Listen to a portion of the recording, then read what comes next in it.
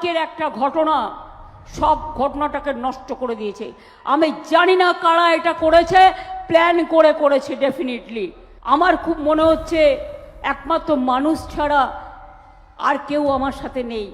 এবার ওরা ইলেকশনটা বাতিল করার চক্রান্ত করছে। একটা ঘটনা নিয়ে বলে দিচ্ছে সারা রাজ্যের আইন শৃঙ্খলার অবস্থা খারাপ।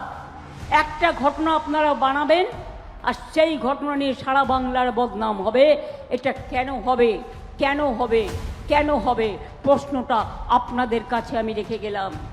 আর ইলেকশন কমিশন আপনারাই নিযুক্ত করেছেন, যাদের দেখেছেন যারা আসলে কাজ করতো তাদের সব তামিলনাড়ুতে পাঠিয়ে দিয়েছেন, কেরালায় পাঠিয়ে দিয়েছেন।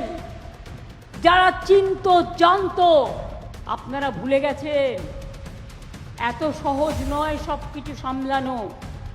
সবাই সব কিছু পারে না। আপনি ইলেকশনের কাজটা করুন, ল অ্যান্ড অর্ডার ভালো থাকতে দিন। আমি আইপিএস আইএসদের মধ্যে ভাগাভাগি করি না। সিএস আপনারা তৈরি করেছেন, তাকে শোকজ করেছেন।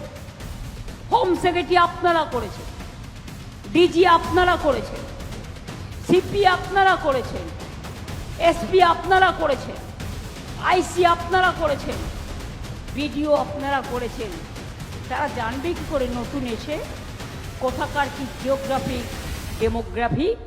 বাংলার ডেমোগ্রাফি জানেন না, আর আপনারা বলছেন ডেমোগ্রাফি চেঞ্জ হয়ে গেছে। টোটালটাই অমিত শাহ করিয়েছে, টোটালটাই চক্রান্ত অমিত শাহ ইলেকশন কমিশনকে দিয়ে।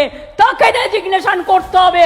আই ডিম্যান্ড, আমি স্বরাষ্ট্রমন্ত্রীর রেজিগনেশন ডিম্যান্ড করছি। অপদার্থ একটা স্বরাষ্ট্রমন্ত্রী, বর্ডার আটকাতে পারে না, দেশকে বাঁচাতে পারে না, শুধু বিজেপি করতে গিয়ে দেশটা সর্বনাশ করে দিয়েছে।